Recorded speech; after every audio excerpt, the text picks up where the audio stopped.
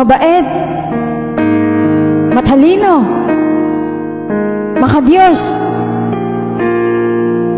Pero alam mong hindi siya ganun.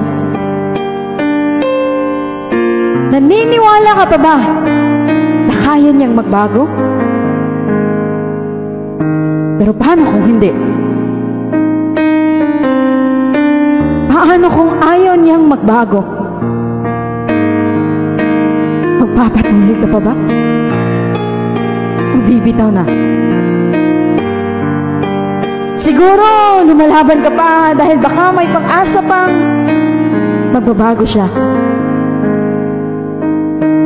O baka bibitaw ka na lang kasi alam mong hindi na talaga.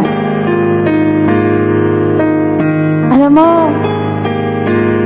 dapat siguro mamili ka na.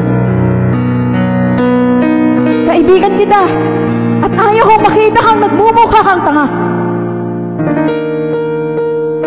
Hindi ka ba napapagod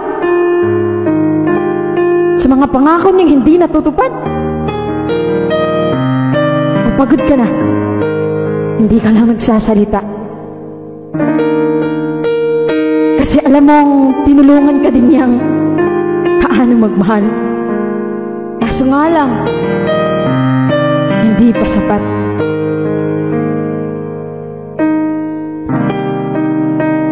Hanggang kailan ba natin susingilin ng isang bagay kung hindi naman kayang ibigay? Yung ginawa mo na lahat, pero ba't kulang pa rin? Wala sa iyo ang problema,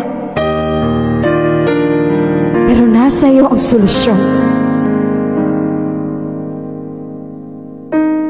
Kung ako ang nasa sitwasyon mo, malamang bibitaw na ako.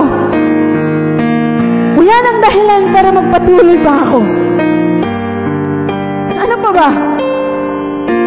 Para masaktan ulit? Paulit-ulit na lang? Hindi ka ba nagsasawa? Friend naman, bitawan mo na yan. Alam kong sa pagbitaw mo, kahit masakit, may nakalaan na mas mamahalin ka. At siya ay tamang tao na.